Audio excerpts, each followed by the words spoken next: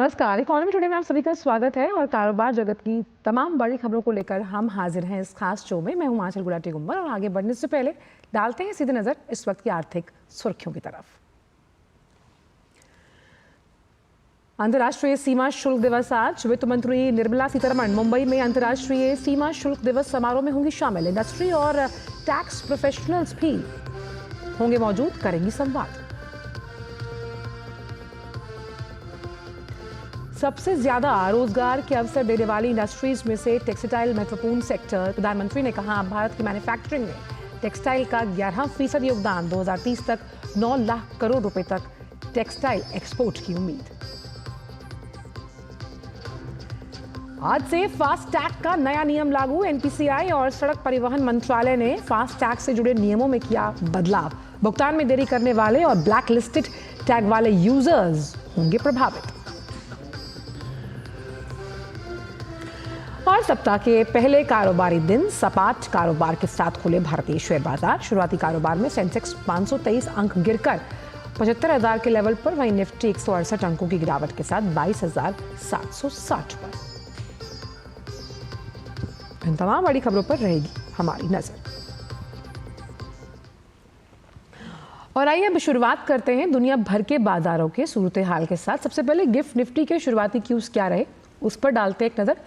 Gift Nifty भी शुरुआती दौर में जब कारोबार कर रहा था तो सपाट स्तरों पर खुला था। 22,918 का लेवल है, जहां 13 अंकों के दायरे की गिरावट के साथ कारोबार होता हुआ नजर आ रहा है। वहीं सेंसेक्स के ओपनिंग काउंटर पर भी नजर डालते हैं एक बार, जहां सेंसेक्स 75,415 और यहां पर 523 जो पॉइंट्स हैं वो गिरकर सेंसेक्स कारोबार करता हुआ। निफ्टी पर क्या रहा ओपनिंग का स्तर वो भी देखते हैं कि निफ्टी में भी 23,000 का लेवल है और निफ्टी इस वक्त अगर हम देखें तो 22,801 127 अंकों की गिरावट के साथ कारोबार करता हुआ नजर आ रहा है। करेंट लेवल है। और डालते हैं नजर उन तमाम स्टॉक्स पर जहां पर मजबूती के साथ इस वक्त वो खड़े हुए नजर आ रहे हैं। देखते हैं कि इस वक्त टॉप गेनर्स का चार्ट क्या कह रहा है। सन फार्मा, सिप्ला, दो दिग्गज काउंटर फार्मा क्षेत्र से डिफेंसिव 0.5% से ज़्यादा की बढ़त के साथ। Asian paints, HCL tech, Bajaj finance बाजार में मजबूती के साथ खड़े हुए हैं। मिक्स पैक आप यहाँ पर देख सकते हैं, एक IT इंडस्ट्री, दूसरा FMCG और तीसरा फार्मा क्षेत्र से जुड़ा हुआ है। अच्छा मिक्स्ड बास्केट जो पोर्टफोलियो के लिए बेहतरीन समझा जाता है। रुक करते हैं उन तमाम स्टॉक्स की तरफ जहाँ पर मुनाफा वसूली या फिर कहें दबाव हावी है। M&M, महिंद्रा एंड महिंद्रा की अगर बात की जाए तो 4% का दबाव। कैपिटल गुड्स की कंपनी BEL, यहाँ भी 2% का दबाव आप देख सकते हैं। Tata steel, HDFC life, hero MotoCorp में भी अच्छा खासा दबाव देखा जा रहा है मुनाफा वसूली के लिहाज से। यहाँ पर भी मिक्स कैप, एक बैंकिंग सेक्टर, दूसरा ऑटो सेक्टर का दिग्गज। मेटल्स भी कहीं ना कहीं अपनी चमक थोड़ी सी खोते हुए और M&M चार्ट में सबसे ऊपर।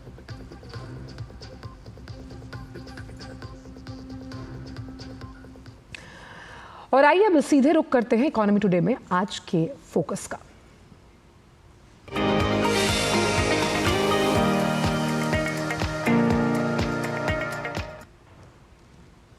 भारत टेक्स 2025 कपड़ा जगत के इस बड़े आयोजन में 120 से ज्यादा देशों के लोग भागीदारी कर रहे हैं। प्रधानमंत्री ने भी कल इस मौके पर एक विशाल प्रदर्शनी का अवलोकन किया, वहां उपलब्ध तमाम उत्पादों के बारे में जानकारी ली। प्रधानमंत्री ने कहा कि farm, fibre, fabric, fashion and foreign, यानी वो 5F, उस विजन से अब भारत के लिए एक मिशन बनता हुआ नजर आ रहा है।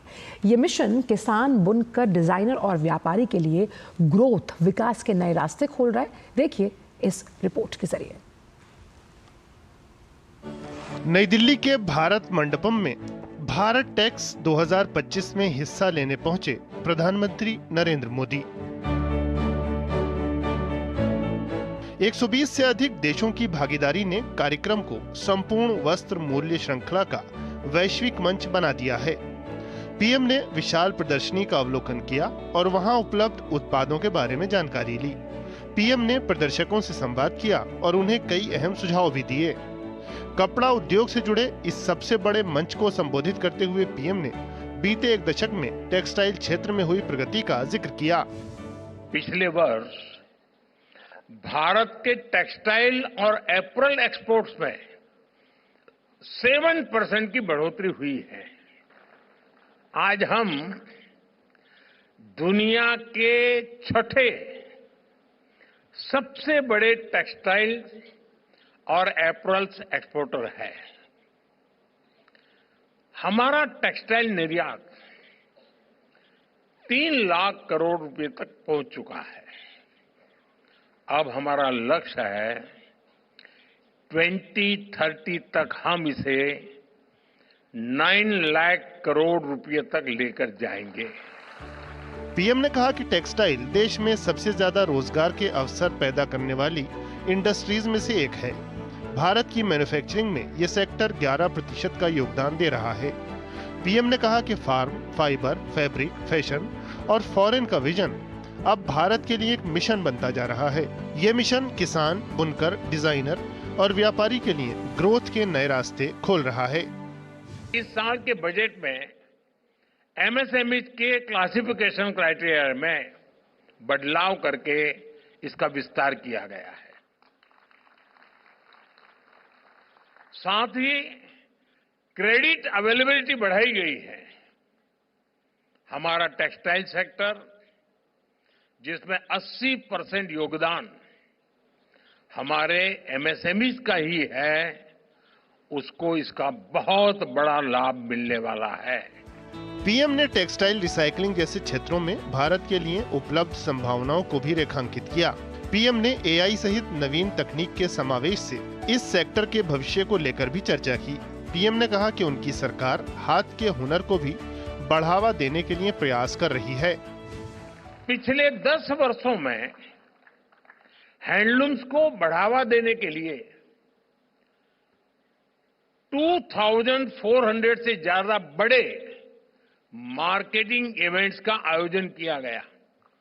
हैंडलूम प्रोडक्ट्स की ऑनलाइन मार्केटिंग को बढ़ावा देने के लिए इंडिया हैंडमेड नाम से ई-कॉमर्स प्लेटफॉर्म भी बनाया गया है। इस पर हजारों हैंडलूम ब्रांड रजिस्टर भी कर चुके हैं। हैंडलूम प्रोडक्ट्स की जीआई टैगिंग, इसका भी बहुत बड़ा लाभ इन ब्रांड्स को हो रहा है। अपने संबोधन में प्रधानमंत्री ने विकास भी और विरासत भी के मंत्र को दोहराया। साथ ही उन्होंने कहा कि टेक्सटाइल इंडस्ट्री में जिस तरीके से दुनिया आगे बढ़ रही है, भारत के लिए उसमें अपार संभावनाएं हैं। कच्चे माल से लेकर तैयार उत्पादों तक की संपूर्ण वस्त्र मूल्य श्रृंखला को एक ही मंच पर साथ लाने वाला ये कार्यक्रम 17 फरवरी तक चलेगा। अजीत के साथ ब्यूरो रिपोर्ट, डीडी न्यूज। और टेक्सटाइल सेक्टर ने इतने सालों में किस तरह से एक बूमिंग ग्रोथ ट्रेजेक्टरी को हासिल किया, उसे हम ग्राफिक्स के जरिए आसान भाषा में आप तक पहुंचाने की कोशिश कर रहे हैं। हालांकि इस रिपोर्ट से भी बहुत कुछ क्लैरिटी आपको हुई होगी। तो भारतीय अर्थव्यवस्था में कृषि के बाद अगर हम देखें तो टेक्सटाइल सेक्टर सबसे महत्वपूर्ण योगदान देता है जब हम जीडीपी ग्रोथ की बात करते हैं। और इसी टेक्सटाइल सेक्टर को लेकर अगले 5 सालों का जो रोड मैप है, जो खाका है, वो तैयार किया जा चुका है। जब हम किसी भी सेक्टर की बात करते हैं, उसकी ग्रोथ पोटेंशियल की बात करते हैं, तो क्या वो सेक्टर रोजगार सृजन में एक ड्राइवर साबित होगा?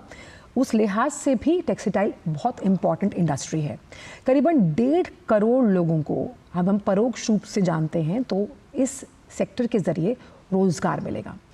टेक्सटाइल सेक्टर के विकास में अगर हम देखें, जो घरेलू फ्रंट का मार्केट है, यानी जो घरेलू बुनकर हैं या कामगार हैं, उनकी वजह से इस पूरे सेक्टर को मदद मिलती हुई नज़र आती है। और देश का टेक्सटाइल जो एक्सपोर्ट है, वो 3 लाख करोड़ रुपए का आंकड़ा जो है वो छू चुका है।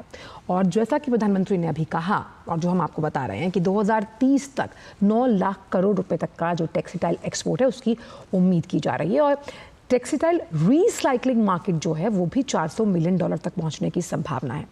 1 दशक में टेक्सटाइल सेक्टर ने दोगुना विदेशी निवेश यानी एफडीआई हासिल किया। और कैसे जो तमाम अलग अलग अब जो स्पेक्ट्रम्स मैं आपके सामने रख रही हूँ, टेक्निकल टेक्सटाइल हो, प्रधानमंत्री मित्रा पार्क हो, मैनमेड फाइबर, टेक्सटाइल स्टार्टअप्स पर सरकार का फोकस है। और बुनकर और हैंडीक्राफ्ट्स कारीगरों को प्रशिक्षित करने का काम, यानी हर हाथ को हुनर, जिसकी वजह से हम स्किल्ड वर्कफोर्स लेबर तैयार कर रहे हैं इस सेक्टर के लिए। और भारत दुनिया का छठा सबसे बड़ा टेक्सटाइल और एपरल्स एक्सपोर्टर है।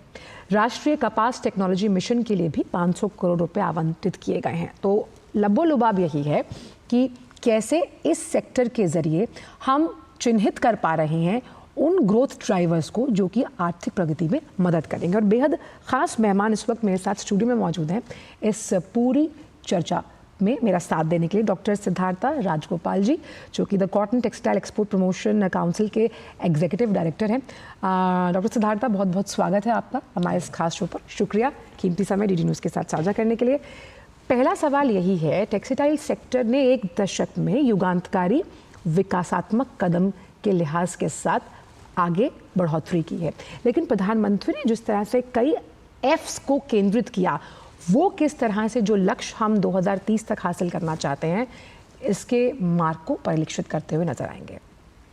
नहीं, जैसा कि आपने अभी दर्शाया क्या क्या अभी टेक्सटाइल सेक्टर का क्या योगदान है हमारे इकोनॉमी में, और प्रधानमंत्री के भाषण में भी हमने देखा कि उन्होंने एक रोड मैप बनाया और कई ऐसे बातें बताई जिसमें कि हम लोग जो हैं काफ़ी आगे बढ़ सकते हैं। एक तो पहले ही कहा कि 9 लाख करोड़ का हमारा एक्सपोर्ट हो जाएगा 2030। उन्होंने स्कीमें भी बताई हैं जिसके तहत काम चालू हुआ है। जैसे कॉटन को ही ले लीजिए, कॉटन प्रोडक्टिविटी के लिए एक कॉटन मिशन उन्होंने अनाउंस किया है, 500 करोड़ का फंड है, और वहाँ से बात शुरू होती है। उसके बाद वैल्यू ऐड होता रहता है आगे, और स्पिनिंग, वीविंग और हैंडीक्राफ्ट्स, हैंडलूम जो हमारे अदर सेक्टर्स हैं, तो उसमें भी काफ़ी हम लोगों को देखा जाएगा कि आगे एक इंटीग्रेटेड रूप से हम लोग आगे बढ़ेंगे। तो एक तरह से कहना चाहिए कि इम्पॉर्टेंट सेक्टर है, बहुत पुराना सेक्टर है, इसकी नींव रही हुई है।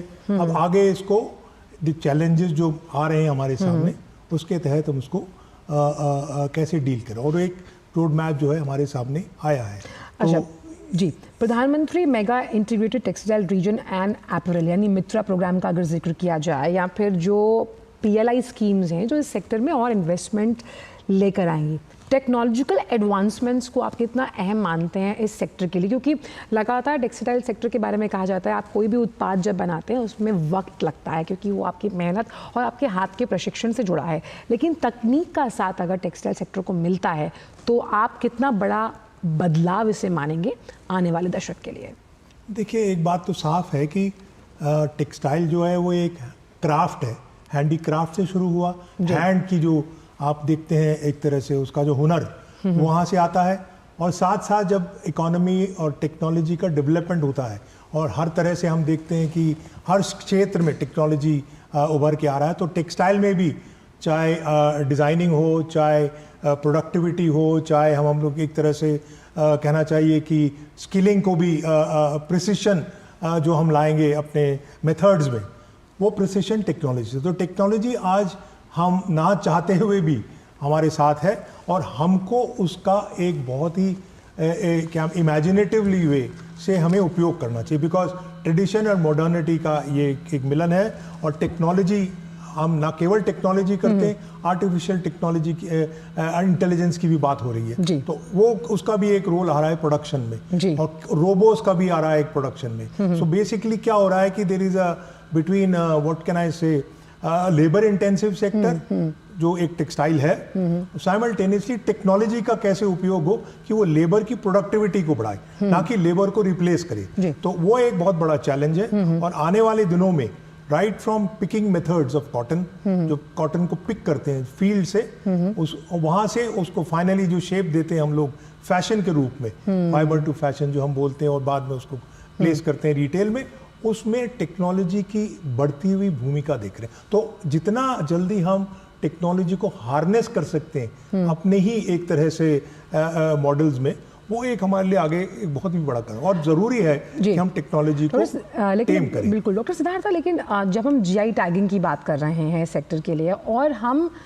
फैक्ट्री से फैशन की जो बात लगातार करते हैं, आप भारत को अन्य बाज़ारों की तुलना में कहाँ खड़ा हुआ पाते हैं फैशन, फिर कॉस्ट इफेक्टिवनेस और मार्केटिंग के लिहाज से? आपकी बात सही है, इंडिया हैज़ का रोल फैशन में बहुत सालों से रहा है, दशकों से रहा है। अब सवाल इस बात का है कि हमारे यहाँ किस तरह का फैशन है। आपके यहाँ नीश फैशन है, ट्रेडिशनल फैशन है, क्राफ्ट्समैनशिप है। जो क्राफ्ट्समैनशिप आप फैशन के रूप में देख सकते हैं इंडिया में, एथनिक प्रोडक्ट्स देखते हैं आप, वो क्राफ्ट्समैनशिप जो है विदेशों में आपको कम मिलती है, बिकॉज मैन पावर कॉस्ट विदेशों में, अब द अदर मार्केट्स में मैन पावर कॉस्ट बहुत हाई हो गई है। इंडिया में you still are able to manage cost, and therefore मेरे हिसाब से कॉम्पिटिटिव फैशन जिसे बोलेंगे, फैशन के जो कई तरह होते हैं, कॉम्पिटिटिव फैशन, एथनिक फैशन, और जो हमारे डिजाइनर्स हैं उनका जो रोल है और उनकी जो भूमिकाएं हैं, और आप देख रहे हैं आज विश्व भर में उन्होंने अपना नाम कमाया, और हमारे निफ्ट हैं और अन्य जैसी संस्थाएं बनी हैं, वो स्किल को एक तरह से क्राफ्ट में बदल रहे हैं। और ध्यान रखिए, टेक्सटाइल एक स्किल्ड एक क्षेत्र है, इसमें स्किल जितना होगा, हुनर उतनी होगी, उतना बढ़िया आपको कपड़ा मिलेगा और डिज़ाइन मिलेगा। इसमें आप वुमेन एंटरप्रेन्योरशिप को कहाँ देखते हैं? और ख़ास तौर पे हम कहते हैं ना कि हर एक सदी का अपना एक फेवरेट परिधान या कपड़ा होता है, तो आप ख़ास तौर पर कौन से वो अनएक्सप्लोरेबल कपड़े देखते हैं? जैसे कि जूट को बहुत प्रमोट किया गया, हमने देखा कि जूट के कई तरह के परिधान इंटरनेशनल मार्केट में धूम मचा रहे हैं। इस तरह से हमने खादी को इंटरनेशनलाइज्ड होते हुए देखा है। तो ये जो सफ़र है अभी और कितना लंबा तय करना बाकी है? नहीं, नेचुरल फाइबर्स का जो रोल है पूरे टेक्सटाइल क्षेत्र में, उसका कोई एक्चुअली मुकाबला नहीं है। भले कॉटन हो, जूट हो, और अन्य फाइबर जो आ रही हैं जो नेचुरल फाइबर्स हैं, तो उनमें आप देख रहे हैं जूट में, जूट फॉर पैकिंग था, अब जूट फॉर फैशन हो गया, और जूट के बहुत ही demand, khadi for fashion also. जो भारत टेक्स है उसमें लोग जो है हमें मिले कल, जो कहाँ से आए, कोलंबिया से आए, पेरू से आए, और वो लोग जूट को देखने निकले, और वो वाकई से जूट के प्रोडक्ट सोर्स करना चाहते। तो I am happy to report that कि काफ़ी वहाँ पे डिस्कशन हुआ, तो उसकी एक मांग और डिमांड बढ़ी। कॉटन एक यूनिवर्सल है, उसका एक सस्टेनेबल प्रोडक्ट है, और भारत की कॉटन में पहचान है। तो cotton is one of the most sustainable fibres in the world. तो कॉटन के प्रयोग डिफरेंट तरीके से होते हैं। तो हम लोग जो है कॉटन जूट के जो ब्लेंड्स हैं, अब कॉटन को अन्य कंपोनेंट से ब्लेंड करिए, तो कहने का मतलब ये हुआ कि अलग-अलग कई तौर तरीके हैं, जैसे कि आप वो निखार ला सकते हैं नेचुरल फाइबर का। और आज भी मैं कह दूं कि नेचुरल फाइबर का कोई ज़्यादा मुकाबला नहीं है दुनिया में अन्य फाइबरों से।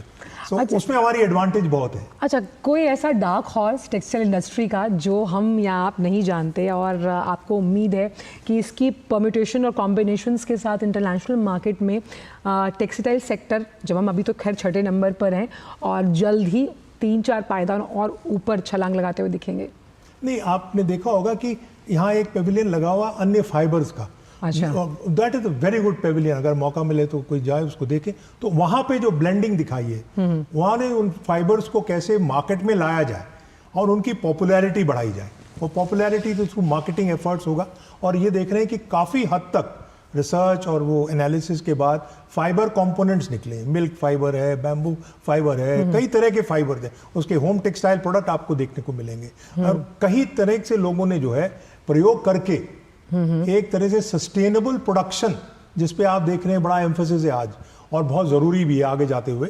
तो इस सस्टेनेबल प्रोडक्ट लाइंस को बना के थ्रू डिफरेंट फाइबर्स, वो एक बहुत ही बड़ा क्षेत्र है और प्रयोग का एक एरिया भी है। और मैं आपको बता सकता हूं कि हमारे यहाँ अमस से तो रिसर्च में जो लोग लगे हुए हैं, वो हर तरह से कोशिश करते हैं कि नए फाइबर हम लोग सामने रखें। और ये निट्रा है, ऐसे जो रिसर्च एसोसिएशन है इंडिया, वहाँ भी काफ़ी काम हो रहा है। तो ये एक बहुत ही अच्छा दृश्य आपको मिलता है भारत टेक्स में भी। एक बहुत बढ़िया पेविलियन बना है जिसको देखना चाहिए, और जिसमें आपको लगता है कि केवल हम ओल्ड ट्रेडिशनल फाइबर्स की बात नहीं कर रहे, हम नए फाइबर की खोज में हैं, और हमें ज़रूर जो है उसमें एक सफलता मिल रही है। और एक चीज़ यहाँ पर ये, जैसे हमने देखा कि हथकरघा दिवस मनाया जाता है, और स्टार्टअप्स के लिहाज से भी हम इस सेक्टर में कई पॉजिटिव चेंजेस होते हुए देख रहे हैं। वो किस तरह से आपको लगता है कि स्टार्टअप्स के लिहाज से टेक्सटाइल इंडस्ट्री कितना फ्यूल इन कर पाएगी भारतीय जीडीपी में?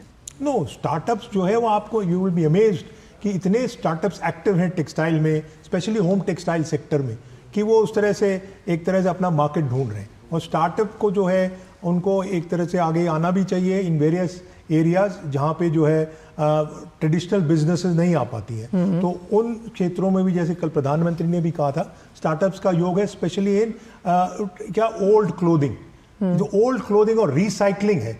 आपको ये सुन के ताज्जुब होगा कि जो ट्रेड है इन रीयूज्ड क्लोथिंग, वो इतना बड़ा हो गया है कि उसको अब संभालने के लिए आपको रियली प्रयोग और इस तरह के स्टार्टअप सामने आए। और कल प्रधानमंत्री ने ये कहा था, और सही बात है उनकी, कि ये जो फ्लेक्सिबल है स्टार्टअप्स को, दे आर एमिनेबल, तो वो एक तरह से मॉडल रखें और इसका फायदा उठाएं। आपने बहुत अच्छी बात की। मैं एक स्टोरी पढ़ रही थी, उसमें था कि जो कतरन काट के बचाई जाती है, जो हम कपड़ों में से बचाते हैं, उससे भी लोगों ने स्टार्टअप और from waste to wealth create किया। और टेक्सटाइल इंडस्ट्री में इस तरह के मॉडल्स क्रिएट करने का मादा है। बहुत बहुत शुक्रिया डॉक्टर सिद्धार्थ, आप इस शो पर आए और आपने अपने महत्वपूर्ण विचार बहुत ही आसान शब्दों में साझा किए। तो कहते हैं कि आप जब कपड़ा pहनते हैं तो आप खुद की पहचान के साथ उस देश को भी रिप्रेजेंट करते हैं। और टेक्सटाइल सेक्टर जिस तरह से बूम कर रहा है, कहीं ना कहीं आने वाले सालों में आप देखेंगे कि कृषि के बराबर आकर खड़ा हो जाएगा। वक्त एक छोटे से ब्रेक का है,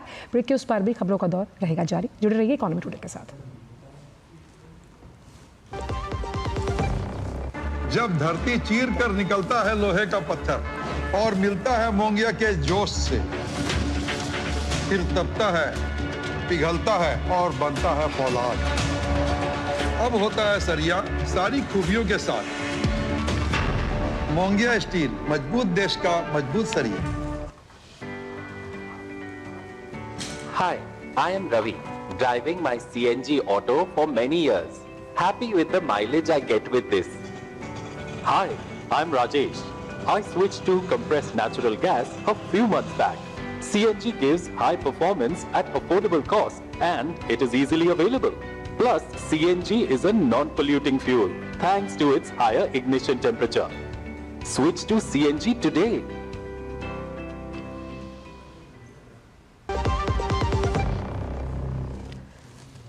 ब्रेक के बाद सभी का स्वागत। बढ़ते हैं आगे। वाणिज्य और उद्योग मंत्री पीयूष गोयल ने कहा कि अमेरिका के साथ हाल ही में द्विपक्षीय व्यापार समझौता जल्द करने के लिए बनी सहमति से कारोबारियों को भरोसा और काफ़ी राहत मिली है।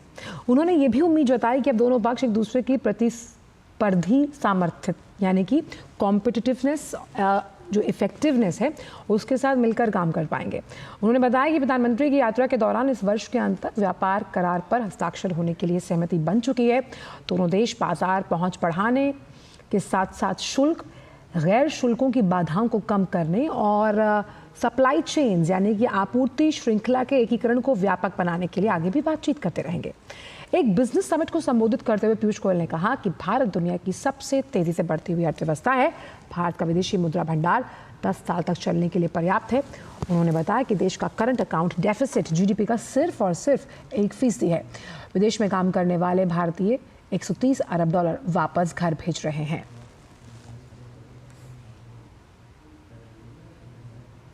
और फिलहाल इकोनॉमी टुडे में इतना ही। कल आपसे फिर मुलाकात होगी एक नए रोमांचक इकोनॉमी टुडे के फोकस के साथ।